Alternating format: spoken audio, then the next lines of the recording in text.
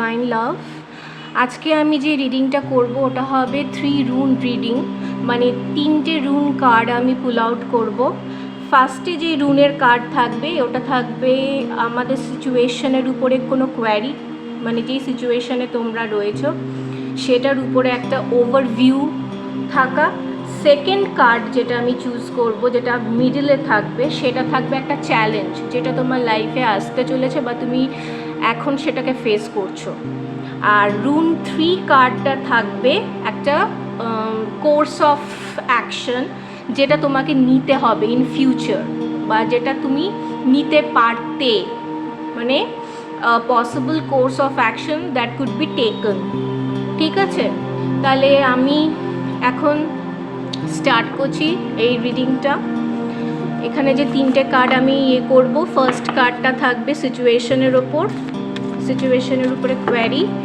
Second card represent করবে, যেটা মিডিলে থাকবে, সেটা হচ্ছে একটা চ্যালেঞ্জ। আর থার্ড যে কার্ডটা থাকবে সেটা হচ্ছে একটা কোর্স অফ অ্যাকশন, যেটা তোমাকে নিতে হতে পারে।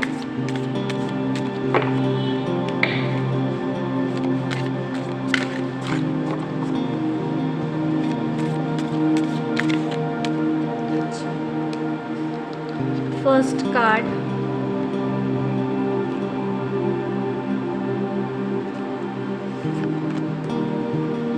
second,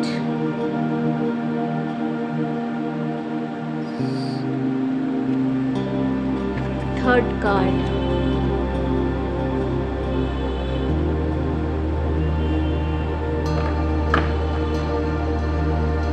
bottom of the deck এসছে interconnectedness of past, present and future.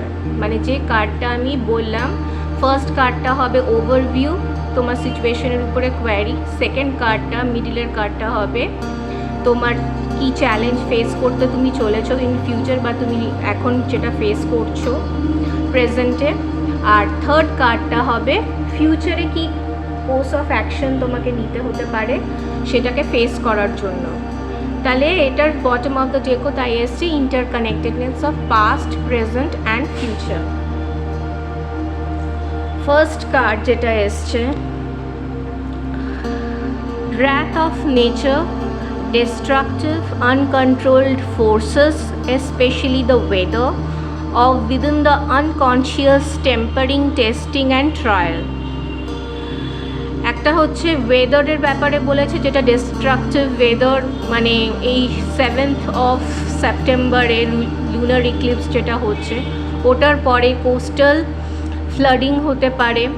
ঠিক আছে, প্যাশন, সেন্সিটিভিটি আর তোমার এইসব ইমোশনস খুব ইন্টেন্সিফাই থাকবে। আর আরেকটা জিনিস হবে যেটা আমরা দেখতে পারবো, কোনো একটা নেচারের কোনো একটা ডিস্ট্রাকটিভ আনকন্ট্রোল ফোর্স, মানে ফ্লাডিং হতে পারে, ন্যাচারাল ডিজাস্টার হতে পারে। ঠিক আছে, তো সেইটা। আর আরেকটা মিনিং এখানে যেটা দিয়েছে সেটা হচ্ছে আমাদের আনকনশিয়াস টেম্পারিং, যেটা আমরা বুঝে উঠতে পারছি না। ঠিক আছে, টেস্টিং অ্যান্ড ট্রায়াল। এটা হচ্ছে ফার্স্ট কার্ড।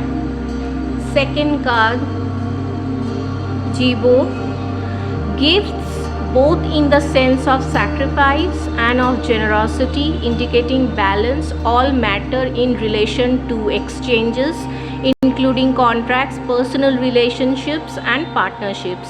তো এখানে 3টে ইয়েতে বলেছে, কন্ট্রাক্টস, পার্সোনাল রিলেশনশিপস এবং পার্টনারশিপস, যেটা তোমার অ্যাট প্রেজেন্টে তোমার হচ্ছে বা তোমাকে ফেস করতে হচ্ছে বা তুমি ফেস করতে চলেছো।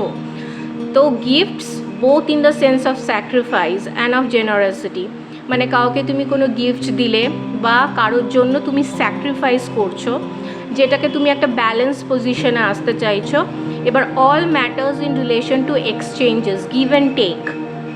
ঠিক আছে, স্যাক্রিফাইসও একটা ফর্ম অফ গিফট আমরা এখানে মানা হয়, বিকজ তুমি যদি কারোর জন্য কোনো কিছু স্যাক্রিফাইস করো সেটা তার কাছে একটা বড় গিফট হয়ে দাঁড়ায়, যেটা মানে কোনো দিনও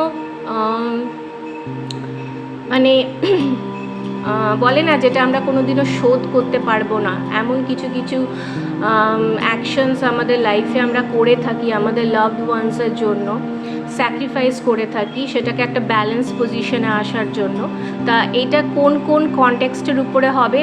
একটা আছে কন্ট্রাক্টস, তুমি যদি কারোর সাথে কোনো কন্ট্রাক্টে থাকো কোনো কাজে বা বিজনেসের ব্যাপারে। পার্সোনাল রিলেশনশিপস এবং পার্টনারশিপস মানে হচ্ছে আবার অগেন বিজনেস, ঠিক আছে? এটা হচ্ছে প্রেজেন্ট সিচুয়েশনের উপর। আর এবার ফিউচারে যেটা হতে পারে বা যেটা তুমি কোর্স অফ অ্যাকশন তোমার নেওয়া উচিত সেটা হচ্ছে ফিউচারের রেজাল্টও এটা হতে পারে, আউটকাম। তো success, goals achieved, honor, the life force, health, a time when power will be available to you for positive changes in your life, victory, health and success। তাহলে আউটকামটা হচ্ছে সাকসেস, মানে যা যা তুমি এখন চ্যালেঞ্জেস ফেস করছো এটা জানবে যে সেটা তোমাকে তৈরি করছে ফিউচারের জন্য, তুমি আরও বেশি যাতে স্ট্রঙ্গার হও, ঠিক আছে? যে কোনো লাইফে সিচুয়েশনকে ফেস করার যে ক্ষমতা, যে স্ট্রেংথটার দরকার সেটা তোমার কাছে থাকবে। আর ফলে কি হবে? সাকসেস পাবে, লাইফে হোক, হেলথের ব্যাপারে হোক, হেলথ ইমপ্রুভ করতে পারে, বা যেটা তুমি করছো সেটার একটা সাকসেস আউটকাম হতে পারে, সেটাতে তুমি সাকসিড করবে। ওকে, তাহলে আজকের মতন রুন রিডিং আমি এখানেই শেষ করছি, পরে দেখা হচ্ছে আর একটা নতুন ভিডিওতে।